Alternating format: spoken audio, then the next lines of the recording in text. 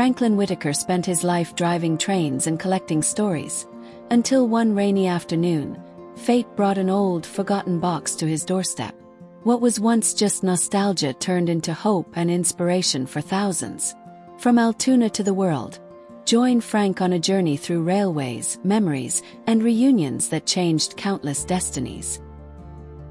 Franklin Whitaker had lived his whole life in Altoona, a small city tucked away in the heart of Pennsylvania, a place once alive with the rhythmic heartbeat of trains. The railways weren't just transportation there. They were a way of life. His father had worked the rails. His grandfather had once operated the telegraph at the main station. Frank didn't just grow up around trains. He was raised by them. By the time he turned 19, Frank had officially joined the Pennsylvania Railroad. Not because he had to, but because it was in his blood.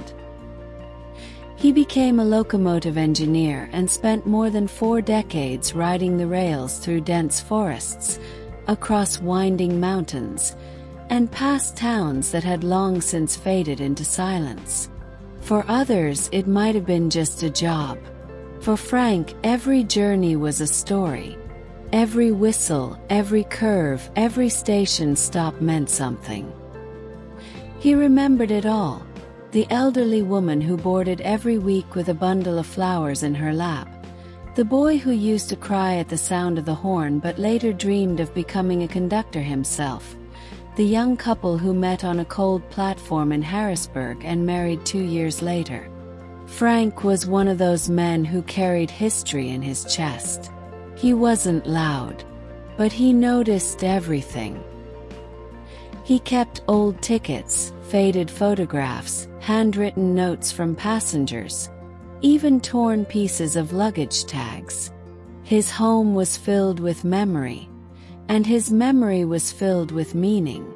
But time keeps moving no matter how carefully you try to hold it still. When his wife Margaret fell ill, Frank started slowing down. He turned down trips. He stayed home to care for her. For 3 long years, he became her entire world. Medicine, meals, porch walks, reading sessions under the golden light of evening. They never had children, but the love between them filled every room of that old house. And when she passed, on a quiet winter morning, it felt like something inside Frank derailed. He retired that very month. No celebrations, no speeches, just a silent pulling away from the world. He closed the curtains, stopped returning calls, rarely stepped outside. The man who had once crossed entire states now barely crossed his living room. Days bled into months, then into years. Frank was no longer the storyteller, nor the observer. He became the quiet at the end of the line. And then, on a rainy afternoon in November, something unexpected happened. That afternoon, as rain tapped gently against the windows, Frank was finishing yet another lukewarm cup of tea when he heard the doorbell ring. It startled him. No one rang his doorbell anymore. For a moment, he considered ignoring it.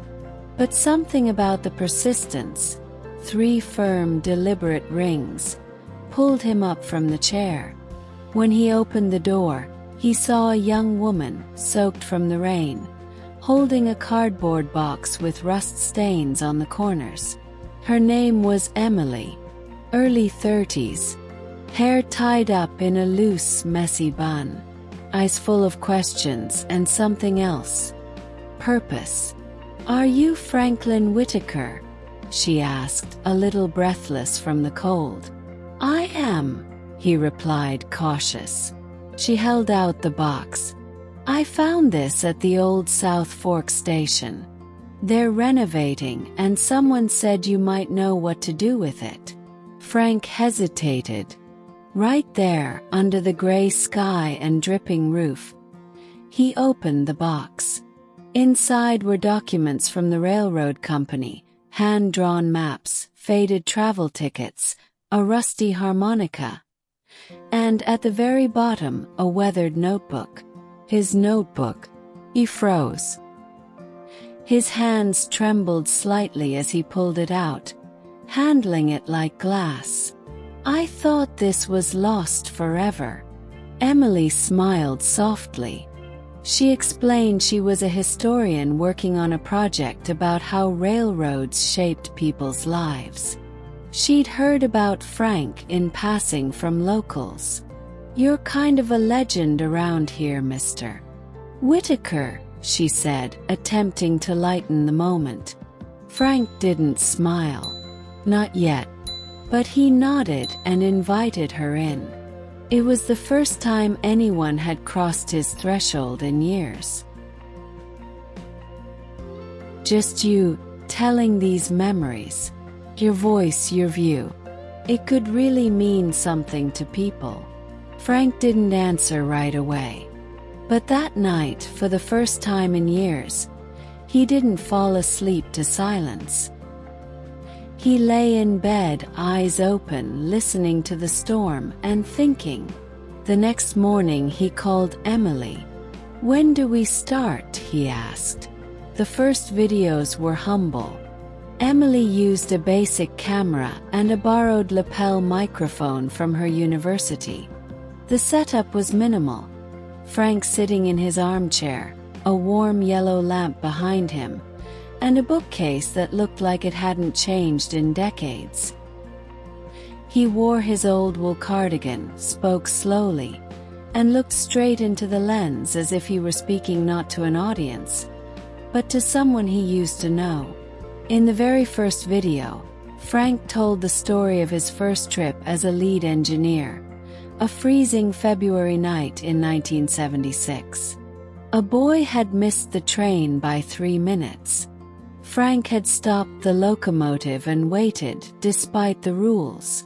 That boy had fear in his eyes, he said. And no one deserves to feel like the world moves on without them. The video lasted just over 4 minutes. Emily edited it gently. Soft instrumental music, a black and white photo of a snowy rail yard, and Frank's voice, deep and gravelly, but with a softness that lingered between words. They uploaded it to YouTube with the title, "The Train That Waited." In the first week, the video got maybe 100 views. Emily felt a little discouraged, but Frank didn't mind. He seemed more interested in remembering than in being remembered. But then something happened. A high school teacher in Missouri stumbled across the video and showed it to his students during a lesson on empathy. A popular creator reacted to it, tears welling in his eyes. A woman commented, "This man reminded me of my grandfather. I haven't spoken to him in years. I'm calling him today." The video took off. 10,000, 50,000, 100,000 views in just a few days. Emily was overwhelmed, but Frank just smiled in that quiet way he had, like he was greeting an old friend at the station. He didn't care about going viral.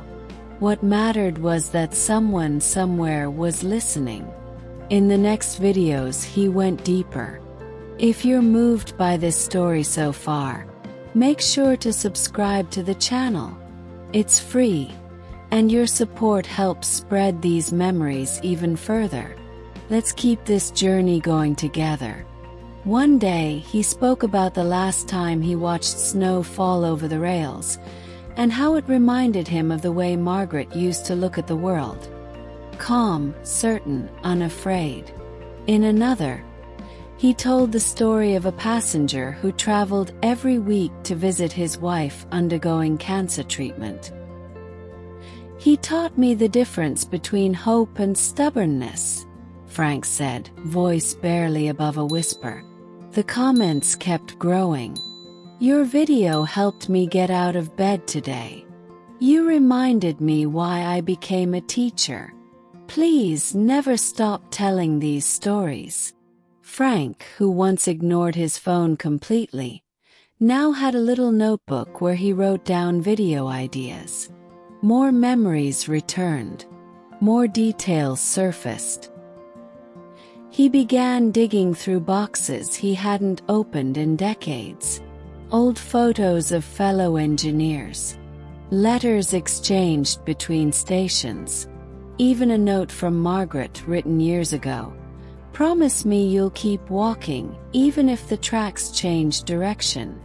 Emily started bringing her laptop to his house to read him the most moving comments. One time, a printed message from a teenage girl in Texas read, "I'm adopted. I never met my grandfather, but I feel like I've found him here." Frank didn't say much after reading it. But later that day, as he polished his old conductor's badge, he said quietly, "Who would have thought? A man without tracks could still help someone move forward."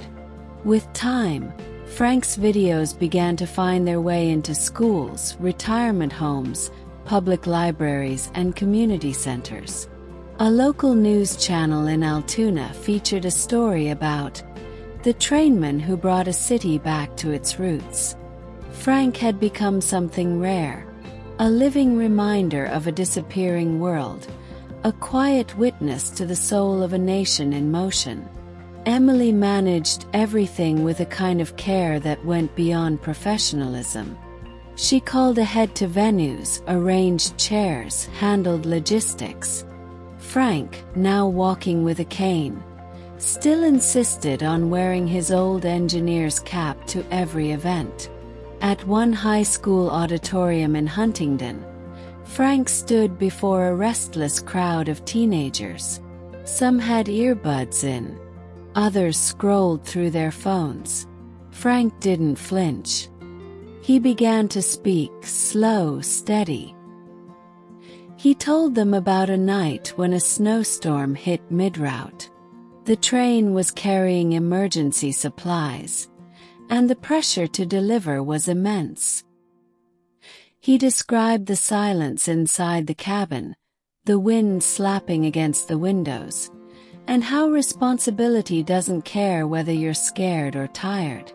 But when you're inside a locomotive, he said, you learn something.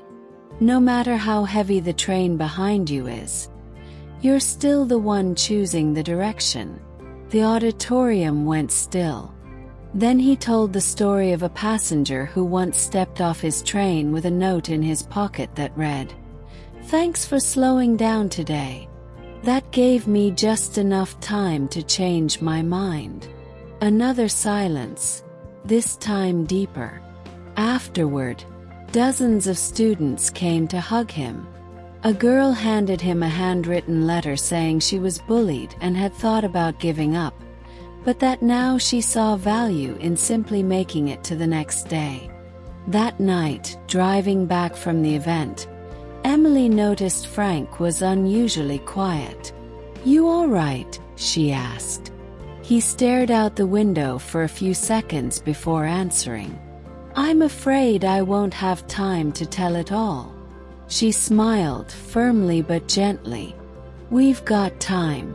However long it takes." He didn't reply, but he reached across the seat and took her hand. That was enough. In the following months, they began filming in new places. Abandoned rail yards, the old roundhouse, the Railroaders Memorial Museum, even the overgrown tracks outside Tyrone. Every location brought something back for Frank. Memories of gratitude. And then came the invitation. A documentary festival in Chicago wanted to feature a curated collection of Frank's videos as a centerpiece. They called it "The Tracks We Leave Behind." Not only that, they wanted Frank to close the festival with a live talk, in front of over 1,000 people. Emily was thrilled. Frank hesitated. "I don't know if I'm strong enough," he said. She looked him in the eye and replied, "You spent 40 years facing rails in the dark. This is just one more station." The trip to Chicago was long but quiet. Emily drove, occasionally glancing at Frank through the rearview mirror. He seemed calm, but his eyes told another story. The kind of quiet you see in people who have lived long enough to understand the weight of moments like this. It wasn't fear. It was something more sacred. As if he knew this wasn't just another event. It was something final. Or perhaps, something eternal. The night of the presentation, the auditorium was packed. Families, filmmakers, railroad enthusiasts, teachers, strangers, all brought together by something intangible that Frank had unknowingly sparked. Some had followed his channel since the beginning. Others had seen just one video. But something about his voice had pulled them there. Before Frank's appearance, the festival screened a special compilation of his videos. His voice echoed through the dark hall, layered over images of snowy tracks, quiet stations, steam, steel, time. He spoke of loneliness, love, waiting, and the tiny miracles hidden in ordinary people. The audience didn't make a sound.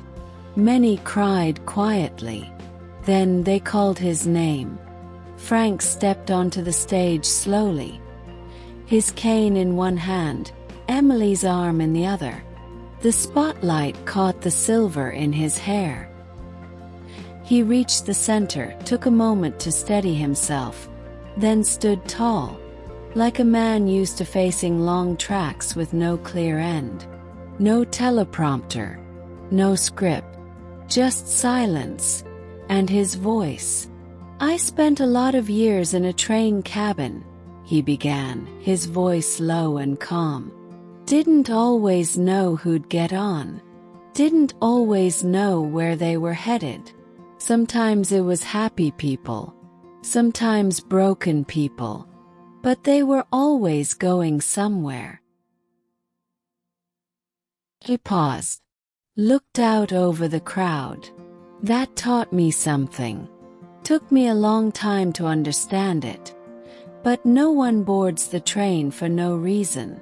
Another pause. The audience leaned in.